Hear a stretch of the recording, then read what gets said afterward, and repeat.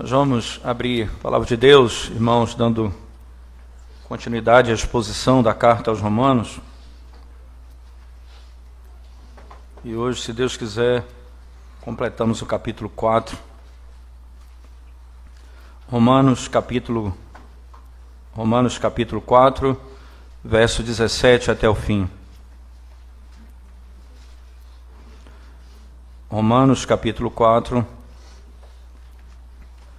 nós leremos do verso 17, ou melhor, capítulo 4, 17 até o fim. Diz assim a palavra de Deus. Como está escrito, por Pai de muitas nações te constituí, perante aquele no qual creu, o Deus que vivifica os mortos e chama à existência as coisas que não existem. Abraão, esperando contra a esperança, creu para vir a ser pai de muitas nações, segundo lhe fora dito: assim será a tua descendência. E sem enfraquecer na fé, embora levasse em conta o seu próprio corpo amortecido, sendo já de 100 anos, e a idade avançada de Sara, não duvidou, por incredulidade, da promessa de Deus, mas pela fé se fortaleceu, dando glória a Deus, estando plenamente convicto de que ele era poderoso para cumprir o que prometera, pelo que isso lhe foi também imputado para a justiça. E não somente por causa dele está escrito que ele foi levado em conta, mas também por nossa causa, posto que a nós igualmente nos será imputado, a saber, a nós que cremos naquele que ressuscitou dentre os mortos, a Jesus nosso Senhor, o qual foi entregue por causa das nossas transgressões e ressuscitou por causa da nossa justificação. Amém. Vamos orar ao Senhor mais uma vez, irmãos. Senhor nosso, quando abrimos a Tua palavra, buscando ouvir a Tua voz, Senhor Deus, nós clamamos mais uma vez ao Senhor, que desvende os nossos olhos e nos permita contemplar a glória do Evangelho de Cristo. Apesar de nós mesmos, Senhor Deus, torna conhecido o Teu nome, edifica a Tua igreja, pedimos isso em nome de Jesus. Amém.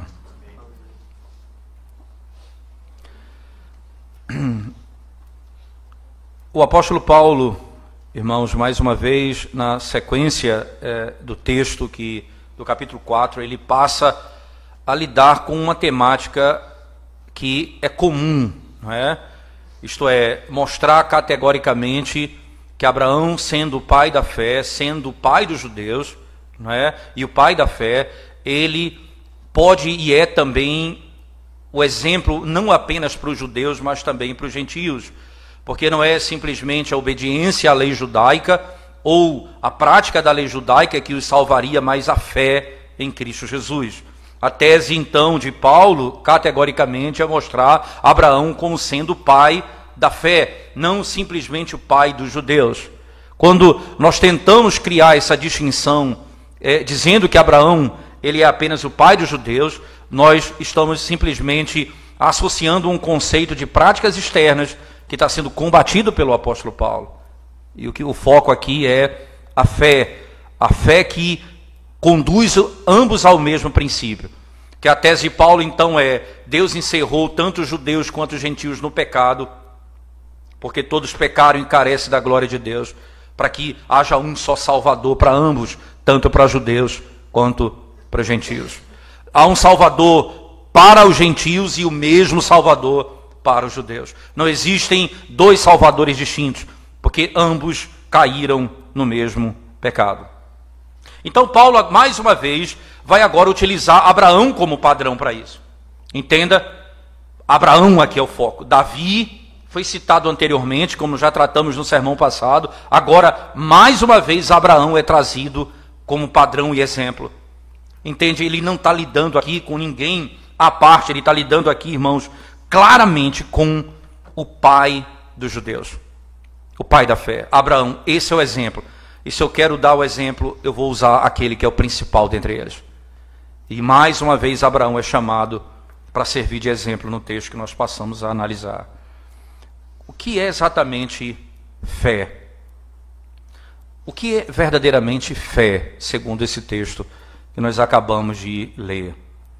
O verso 17, irmãos, do capítulo 4, na parte B, Paulo começa dizendo simplesmente assim, veja o texto comigo, na parte B do verso 17, ele diz, ora, por pai de muitas nações te constitui. Aí ele diz, perante aquele no qual creu, o Deus que vivifica os mortos e chama à existência as coisas que não existem. O Deus que vivifica os mortos e chama à existência as coisas que não existem. O que exatamente que esse conceito tem a ver com a história de Abraão? Então ele passa a explicar para a gente qual o significado disso. Então alguns aspectos nos chamam muito bem a atenção, irmãos. Primeira coisa importante que podemos analisar, não é? O que é que eu tenho de conhecer quanto à verdadeira fé? Primeira coisa é entender que a realidade, não é? Ela é maior do que aquilo que eu sinto ou daquilo que aparenta. Veja bem, a realidade ela é maior do que eu sinto e do que aparenta. Veja no verso 19, por favor, na parte A do verso 19, as palavras do apóstolo. E sem enfraquecer na fé, embora levasse em conta o seu próprio corpo amortecido. Ele enfrentava um fato claro: o seu corpo estava amortecido. Ele estava morto. Em que sentido? Ele não poderia mais ter filhos. Ele tinha consciência, ele olhava para o seu corpo e dizia, não tenho mais em mim mesmo condições de dar continuidade à história. Eu sou um homem de idade e não tenho mais o que fazer. Porque Deus havia prometido a ele um descendente. Não é? Se você abrir sua Bíblia comigo lá no livro de Gênesis, por favor, Gênesis 12, verso 2 e 7. Gênesis capítulo 12, verso 2 e 7, veja o que diz a palavra de Deus. Gênesis capítulo 12, verso 2 e 7, diz assim: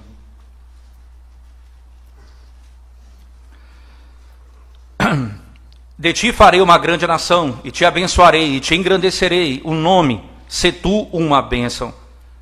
Veja o verso 7 ainda, não é? Ele diz, apareceu o Senhor a Abraão e lhe disse, darei a tua descendência esta terra. Ali edificou Abraão um altar ao Senhor que lhe aparecera. Veja, há uma promessa de que Deus daria àquela terra a descendência, não era ele, mas a descendência dele. E que Deus faria dele uma grande nação. Há uma promessa envolvida no texto, claramente manifestada, não é? A questão aqui era, qual era a idade de Abraão para que isso cumprisse? Volte comigo para Romanos capítulo 4, ainda no verso 19, veja o texto comigo. Ele diz, o seu corpo próprio, embora levasse em conta o seu próprio corpo amortecido, sendo já de 100 anos. Sendo já de 100 anos. E a idade avançada de Sara. Ele olha para a realidade. E aqui entende, irmãos, aquilo que aparenta, aquilo que é demonstrado diante dos seus olhos, não se compara com a grandeza daquilo que é prometido. Há um choque aqui entre o que é prometido e a aparência das coisas, e o sentimento das coisas. É por isso que o grande erro, não é nós tentarmos colocar como oposição. Fé não se opõe à razão, mas algumas vezes a fé se opõe a sentimento e a aparência. A fé, ela necessariamente não se opõe à razão, mas ela vai se opor a sentimentos, muitas vezes, e aparência. Abraão olhou para si e disse, não há esperança em mim. Eu tenho 100 anos, essa promessa não poderá se cumprir em mim. Mas ele não segue a aparência, entende? Ele não segue a aparência, ele não olha para a aparência. Isso mostra claramente que fé não é simplesmente, irmãos, ser otimista acerca da vida. Não é você falar coisas boas quando a coisa não está boa. Eu tenho 100 anos, mas vai dar certo. Não é isso fé, em hipótese alguma. Pelo contrário, fé começa com um tipo de morte de si mesmo. Eu passo a não confiar mais em mim mesmo, porque eu olho para mim mesmo e vejo que eu mesmo não posso cumprir aquilo que foi ordenado por Deus. Eu olho para mim mesmo e passo a perceber que estou morto. A fé, ela vai nos mover a despeito da nossa fraqueza, a despeito do nosso sentimento e a despeito das nossas percepções do mundo. A fé, ela vai além disso.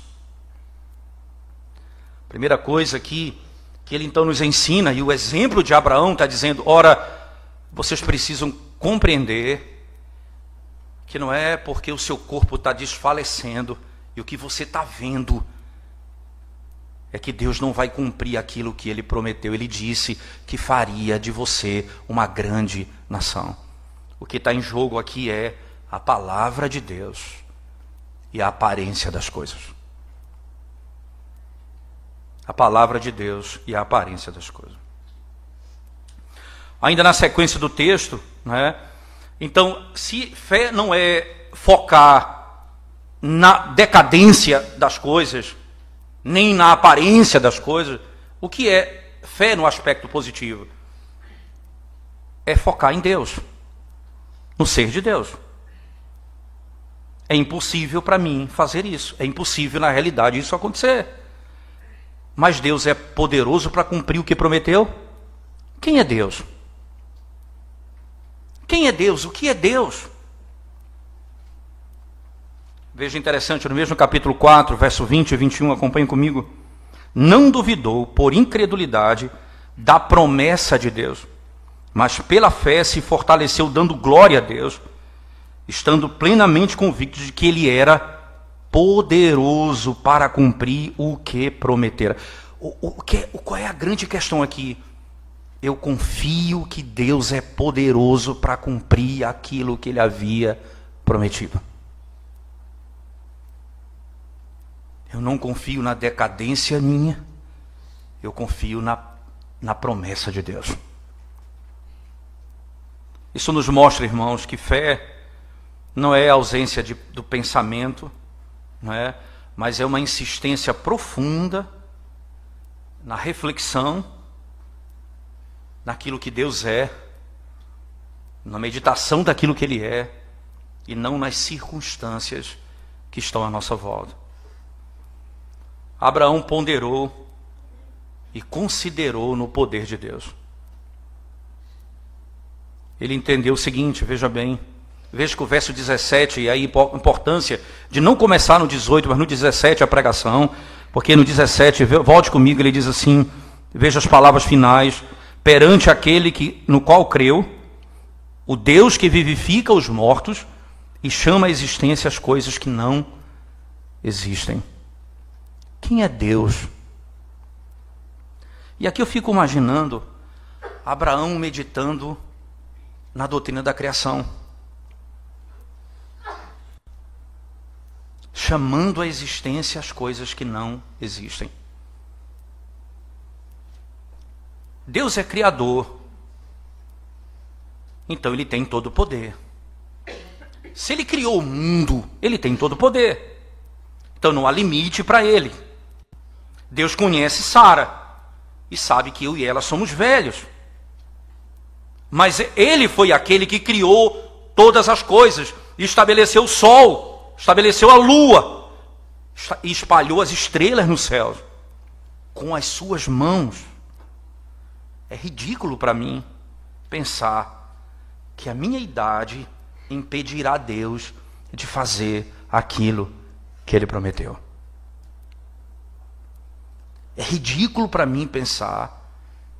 Você entende como que o que seria ridículo crer em alguém dessa idade ter filhos, agora passa a ser ridículo não crer, sabendo quem Deus é.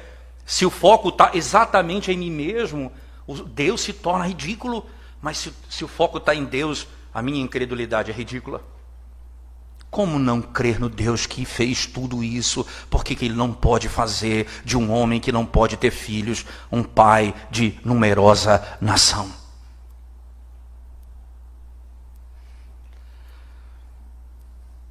Isso é maravilhoso pensar, porque a fé ela tem que focar em Deus, nos fatos acerca de Deus. Daí, irmãos, que você vai entender um aspecto prático da teologia, do conhecimento do ser de Deus. Quanto mais eu conheço a Deus, mais eu confio nele. Você não conhece teologia para se tornar um debatedor de teologia. Simplesmente que seja, mas não é esse o fim final, o propósito final. O fim último é você confiar nele. Quanto mais você conhece a Deus, mais você confia nele. Quanto menos você conhece a Deus, maior a tua desconfiança. Podemos caminhar na certeza de que, se nós conhecermos os fatos acerca de Deus e focarmos categoricamente naquilo que é maior nele do que em nós, de que ele é o autor de todas essas coisas, né? Que o amor dele e o seu poder é a fonte de tudo isso, e que Deus tinha feito Sara uma mulher estéril, como está lá no capítulo 21, verso 1 e 2. Sara era uma mulher estéril. E Deus fez do útero de uma mulher estéril um lugar de vida. E nós sabemos, irmãos, que aí é a maravilha da revelação bíblica, né? No finalzinho do capítulo, eu vou focar isso melhor lá no fim, mas no finalzinho do capítulo 4, Paulo vai dizer, venha comigo, por favor, para os últimos versos do capítulo 4, do texto que nós acabamos de ler. No verso 24 ele diz, mas também por nossa causa. Que coisa interessante, veja só. No 22 ele diz, pelo que isso lhe foi também imputado para a justiça. E não somente por causa dele está escrito que ele foi levado em conta, mas também por nossa causa. Você entende que a palavra tem significado, a palavra tem intenção, a história tem intenção. Os fatos como acontecem produz teologia, mas acima disso ela tem sentido, ela tem um propósito. E o propósito no texto é o próprio texto que me dá. Também isso foi revelado por nossa causa. Você não imagina que Abraão foi salvo porque ele creu que o filho dele nasceria. Então, se você crê no milagre de Deus, você é salvo. Você entende que lógica eu posso criar? E Paulo está me livrando de um erro como esse. Não é porque você crê que Deus tem poder para fazer alguma coisa que você é salvo. Você tem que crer no Filho de Deus. A criança que vai nascer aqui é aquele que aponta para o Filho de Deus. É aquele que não tinha vida e passa a existir. Deus é poderoso para fazer isso. Entenda, aquela criança que não existia, o mundo que não existia, agora ele está falando que isso aponta para o Deus que existe e é eterno. Ele está falando para o Deus que criou os céus e a terra, que se torna homem. Ele está falando da obra da redenção por meio do seu Filho. O Deus que se tornou homem para redimir o povo da morte e do pecado. Esse é o fundamento da nossa fé. Ora, se nós não cremos nisso, não é porque eu creio em algum milagre que eu sou salvo. Entende isso, irmãos? O que está em jogo aqui não é a tua capacidade de crer no milagre. Ou dizer assim, eu creio e você não crê. Tu és incrédulo. Não é porque eu creio que alguém pode ser curado e você não crê que alguém pode ser curado. Não é porque você crê nisso ou naquilo que você é salvo. Você tem de crer no nome do Filho de Deus. Se você não crer nele, você não é salvo. Logo, a fé de Abraão, ela aponta para a realidade inequívoca que nós também precisamos crer como ele creu. Nós sabemos que Cristo veio ao mundo E nós então podemos ir muito mais do que Abraão, que esperava. E nós sabemos que aquele que Abraão esperava já veio e se revelou ao mundo. Se o nascimento de um filho produziu esperança, imagina o Filho de Deus que se torna homem e veio ao mundo. Que esperança nós podemos ter? Se o nosso corpo está se esvaindo, se a nossa aparência está se acabando, como eu posso ter esperança?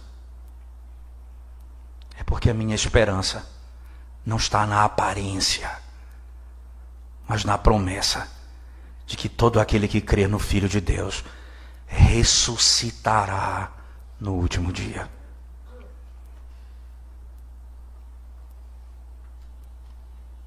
A nossa esperança não se acaba com a percepção das coisas que estão ao nosso redor. Nós cremos na promessa de Deus. Isso então nos faz entender um outro aspecto importante. Veja, primeiro eu tenho que entender, o texto vai me ensinar claramente que a percepção das coisas, não é? Elas não são necessariamente aquilo que eu devo seguir para confiar na promessa. Eu tenho que crer na verdade. Outro aspecto, eu tenho que focar em Deus, não nas coisas. Se eu conheço a Deus, a minha esperança ela é aumentada, a minha esperança ela é real. Mas eu tenho que crer na palavra de Deus, como ela é revelada na Escritura Sagrada. Ora, veja o verso 21 comigo, irmãos, como que o verso claramente diz: ora, estando plenamente convicto de que ele era poderoso para cumprir o que prometera. Ele é poderoso para cumprir o que prometeu. Crer em Deus não é simplesmente, irmãos, pensar acerca dele, mas é confiar na sua palavra. Você imagina isso, não é? Alguém diz crer no Senhor, mas não confia naquilo que foi dito na palavra de Deus. Como é que funciona? Se eu creio em Deus, eu creio na sua palavra, eu confio na sua palavra.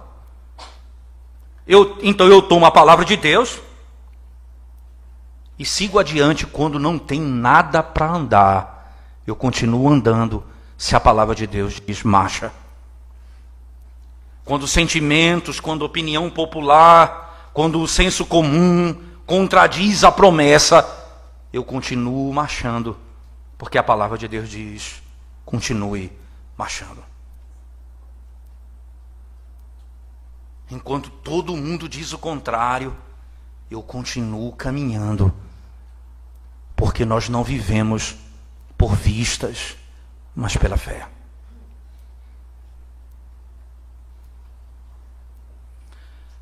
Então a gente pode dizer, o que é a realidade? A realidade é definida pelo próprio Deus, não é definida pela minha percepção. O que é a realidade? O que é que você pensa sobre a realidade? E é por isso que vivemos num caos, porque a nossa visão de mundo é montada pela nossa própria percepção das coisas, não pelo que Deus diz na sua palavra. Por isso que nos falta fé, porque nós olhamos para a aparência, não na firmeza daquilo que foi dito pelo Senhor. Nesse sentido, nós podemos entender na sequência do texto, em todo o capítulo 4 até aqui, entender algo claro, irmãos. A forma da nossa fé ser fortalecida, contemplando e analisando o que Deus fez por meio de Abraão. Primeira coisa que nós podemos perceber, né? Nós precisamos conhecer mais acerca de Deus. Precisamos estudar mais, refletir mais, meditar mais. Abraão foi capaz de vencer o sentido de fraqueza, fundamentando o seu pensamento naquilo que Deus era e no que havia prometido. Eu e você precisamos fazer o mesmo.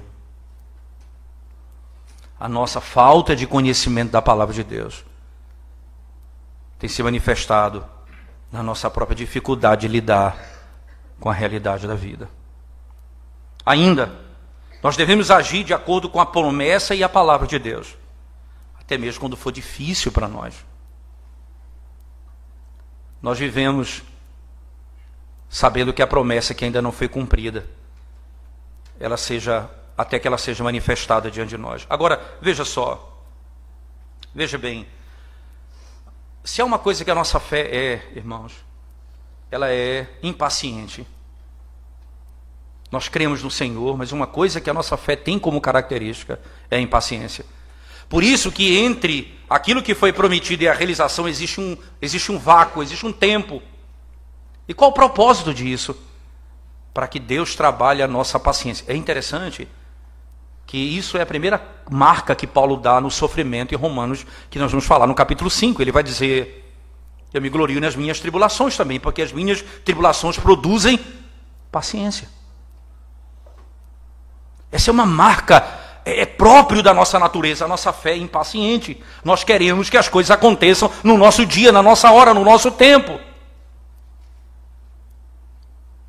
E Deus está dizendo: confia em mim. Porque o que você precisa hoje não é a realização da promessa, é paciência. E Abraão está nos ensinando a paciência. Ora, veja se não é verdade isso, irmãos. Você diz a verdade, mesmo que isso custe a amizade, em um círculo particular de amigos. Você vai dizer a verdade. Por quê? Você sabe que aquilo agrada a Deus. Mesmo que você perca. Por que você age assim? Por que você não faz o que o mundo manda para você ter benefícios? Porque você confia nas promessas de Deus. Porque você sabe que o que Ele diz é a verdade. E mesmo que você não toque nisso agora, você sabe que é o que aguarda todo aquele que vive segundo a palavra do Senhor. Mas uma coisa impressionante e eu acho bonito como o Novo Testamento lida com os nossos pais do passado. Eu acho fantástico isso. Isso talvez me ensine muito como eu devo falar dos nossos pais. Como eu devo lidar com o pecado dos nossos pais. Nós não devemos expor os nossos pais. E é interessante que quando o Novo Testamento fala de Sara, por exemplo, não fala da incredulidade dela, pelo contrário. Diz que ela chamou Abraão de Senhor. É um exemplo para as mulheres. Por que ele não fala das fraquezas dela? Está registrado lá em Gênesis. Você precisa ir lá e ver. Por que ele fala de Abraão como se a fé de Abraão fosse perfeita? E nós sabemos que ele fraquejou. Porque o que está sendo exaltado aqui não é a fé de Abraão. É o Deus que dá fé. É o Deus que dá, por meio do dom, a fé àqueles que são seus. A segurança do seu povo não está na minha capacidade de crer, nem de sustentar, mas do Deus que me concede graciosamente a fé. Ora, se não veja, se não é verdade, veja se não é verdade isso, irmãos. Quando você vai para Gênesis, no capítulo 15, Gênesis 15, verso 2, por favor. Gênesis 15, verso 2. Veja o que diz a palavra de Deus.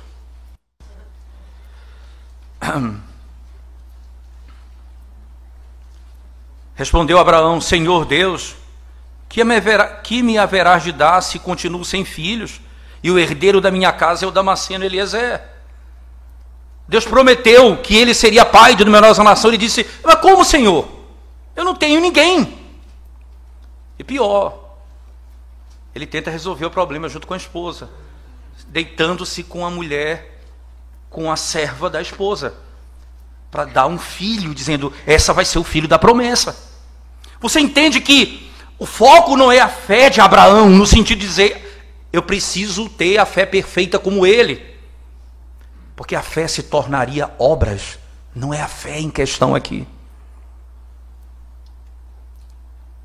mas é o Deus gracioso, que mesmo com as nossas fragilidades, nos sustenta na verdadeira fé. Interessante você pensar como que isso acontece, porque quando foi dito acerca dele, não é? Quando logo no capítulo 12 Deus o chama, no verso 10 a 16, ele vai para uma cidade e ele mente acerca de Sara. Ele temeu morrer. Havia uma promessa de que ele seria o pai de numerosa nação. Ele temeu morrer. E ele diz que a esposa dele era irmã, que era metade, era de fato meia verdade, mas ele não diz a verdade como deveria ter sido dito. Abraão nem sempre viveu de acordo com essa fé. A obediência dele não foi perfeita. A confiança dele flutuou. Mas a fé dele nunca foi extinta, porque Deus sustentou. Ele segurou nas promessas divinas, até mesmo nas suas fraquezas, falhas. Ele fez assim.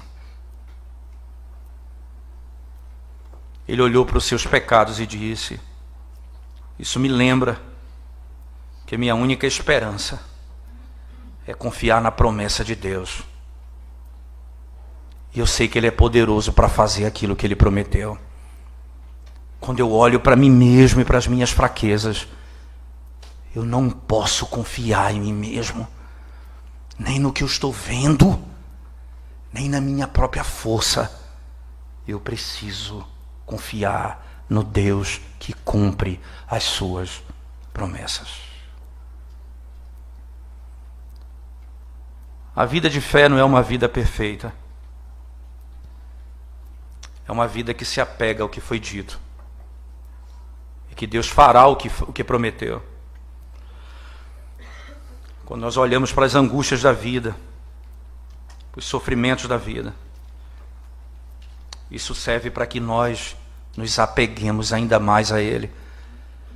Quando nós entramos em desespero é porque nós estamos perdendo a força onde nós estávamos segurando. E Deus está dizendo: confia em mim, não em ti mesmo. Senão você vai naufragar. A fé, irmãos, ela tem essa aparência. Nós colocamos a nossa confiança em Deus.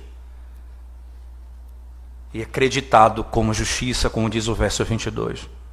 Lembre-se, não é a minha fé que é a minha justiça, mas a obra de Cristo é a minha justiça. E eu creio nele, não em mim. Eu creio na obra dele, não na minha. Eu creio na força dele, não na minha. Eu creio na promessa dele, não no meu poder de fazer o que eu acho que eu tenho poder de fazer.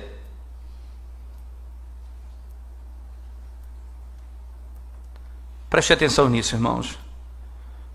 Aquilo que foi escrito lá em Gênesis 15, verso 6, isto é, o justo viverá pela fé, no sentido claro, ele diz, Abraão creu, isso lhe foi imputado por justiça. Paulo está dizendo, isso não foi escrito para ele apenas, mas foi escrito para nós também. Por que para nós também? Porque nós confiamos na promessa de Deus, de que a morte do seu filho e a ressurreição do seu filho foi por causa dos nossos pecados e para a nossa justificação. Você entende isso? Daí você ouve as palavras de João na primeira carta. Se confessarmos os nossos pecados, ele é fiel e justo para perdoar os nossos pecados e nos purificar de toda a injustiça.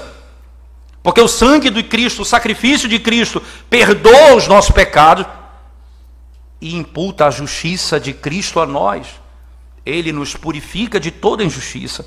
A fé de Abraão era na promessa de um descendente. A nossa fé, irmãos, é naquele descendente que já veio e já realizou aquilo que foi prometido a Abraão. Maravilhoso pensar. Thomas Boston vai dizer qual é a diferença entre o Antigo e o Novo Testamento. Ele fala circunstâncias, porque a essência é a mesma, ele diz.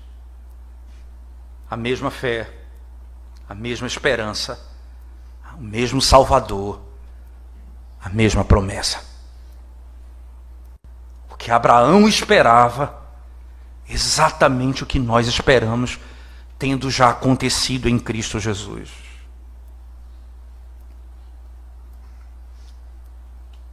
O descendente que foi prometido chegou.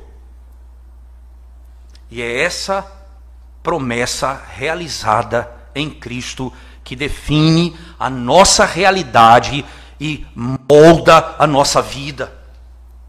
Qual é a minha realidade? Nós estamos aqui nesse mundo sofrendo, lutando contra o pecado, enfermidades, lutas dia a dia. Como é a minha esperança? Naquele que morreu e ressuscitou ao terceiro dia. Nele eu ponho a minha esperança, nele está a minha confiança, nele está a minha alegria.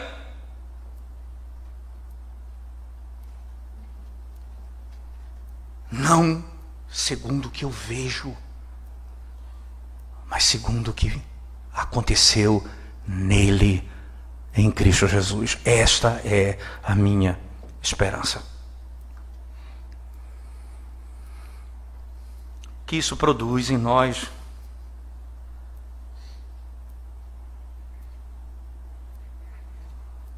Nós precisamos conhecer mais a palavra, mais a obra de Cristo, para que a nossa alma, cheia de esperança, olhando para a realidade que se destrói diante de nós, e nós continuemos firmes, porque nós não caminhamos por vistas, mas pela fé. Porque não confiamos em nós mesmos, porque não esperamos em nós mesmos, não aguardamos da nossa própria justiça, mas de Cristo. Então a pergunta é: o que isso produz? Acabou a arrogância. Cadê a jactância? Sumiu.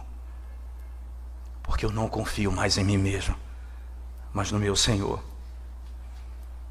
Acabou, irmãos, o cobrir o pecado, justificar o pecado. Chega, você vai morrer. Não mais cubra o seu pecado, só se você cobri-lo com o sangue de Cristo. Os nossos pecados precisam ser cobertos. Não porque nós vivemos como quem não peca, mas porque nós temos aquele que é poderoso para nos purificar de todo o pecado. Chega de cobrir pecados. Os nossos pecados não são contados mais contra nós. Ele não imputa mais esse pecado a nós, porque foi imputado a Cristo. Bem-aventurado o homem a quem Deus não imputa pecado.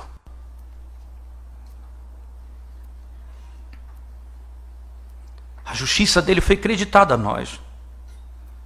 Isso produzirá um coração alegre e seguro diante de Deus. Uma identidade, irmãos, uma identidade que nós somos agora trazidos para dentro dela. O que nós fazemos na história da humanidade, nós somos filhos de Abraão, que pela fé andamos nesse mundo. As promessas de Deus a Abraão são nossas, em Cristo Jesus. Isso nos dá propósito de vida, do que nós estamos fazendo nesse mundo. Nós somos chamados, nós somos reino de sacerdote, nós agora vivemos para a glória de Deus. Isso nos traz segurança completa. A promessa de que nós vamos herdar a terra. Nós temos a vida eterna. Se Ele morreu e ressuscitou, e nós estamos em Cristo unidos pelo Espírito, nós temos a certeza de que nós habitaremos a eternidade com Ele. Isso então nos fará viver sem medo diante do mundo, sem desespero e diante da vida. Porque nós estamos seguros naquele que morreu e ressuscitou. E poderemos fazer então, esperar quando a esperança já não mais existir. Esperar contra a esperança. Quem pode fazer isso? Só os que podem ver o que o mundo não pode ver. Nós podemos esperar contra a esperança. Nós não temos esperança de vida eterna, irmãos, senão aquela que foi oferecida em Cristo Jesus. A justiça dele nos fazer justo, nos declarar justo. Nós não temos esperança de vida eterna à parte de Cristo. Nós poderemos enfrentar as coisas que nós amamos nessa vida e perdemos, quando aquilo que amamos nos é tirado. E mesmo assim não perder a esperança na vida eterna. A pessoa que confia em Deus, em Cristo, pode enfrentar qualquer coisa. A saúde se esvai, a força se esvai, o recurso se esvai, os inimigos afloram, o sofrimento chega, a luta se multiplica e eu olho para o meu redor e não vejo nada de bom. O que eu faço? O crente dirá: ainda tenho as promessas de Deus e elas são suficientes para mim. Eu ainda tenho as promessas de Deus e elas são suficientes para mim. Eu posso viver nesse mundo que se decompõe a cada dia, sem perder a alegria na alma, porque a minha esperança está naquele que morreu e ressuscitou dentre os mortos, para a minha justificação. Por que Jesus, na ressurreição, ele ressurge para a minha justificação? Porque quando ele ressurge dentre os mortos, toda a obra dele foi justificada, foi aceita, e agora é imputada à igreja do Senhor. A justiça do perfeito homem nos foi imputada. O que mais você precisa? Toda a obra já é sua em Cristo Jesus. A história de Abraão, a vida de Abraão, o exemplo de Abraão, não deve se filtrar ou focar na pessoa de Abraão, mas em Cristo, para onde aponta. Essa é a maravilha da narrativa bíblica. Nós não estudamos sobre Abraão para poder amar Abraão. Nós estudamos sobre Abraão para amar a Cristo, aquele em quem ele esperava e aguardava ansiosamente, e que Cristo disse: ele viu o meu dia e se regozijou. Essa é a mesma fé que o povo de Deus tem. É nisso que nós somos ligados a Abraão. Nós cremos no mesmo Redentor, esperamos no mesmo Salvador, confiamos na mesma palavra e temos a mesma esperança. Amém. Vamos orar ao Senhor mais uma vez, irmãos. Nós te damos graças, Senhor, pelo privilégio de podermos refletir sobre a glória da tua obra, sobre aquilo que o Senhor conquistou na cruz do Calvário por nós, e como a nossa esperança precisa estar fundamentada nela. Perdoa-nos, ó Deus, porque a nossa fé é vacilante, sim, é vacilante. É fraca, sim, ela é fraca, Senhor. Mas ela foi dada por Ti. Ela não vai sucumbir no meio das tribulações. O Senhor a sustentará. E a nossa única esperança será colocada em Ti. e somente em Ti para sempre. Então nós teremos alegria eterna nessa vida, não provando das delícias do céu aqui, mas alegria eterna aqui, na medida do tempo em que vivemos, na expectativa de que provemos dessa alegria em toda medida na eternidade.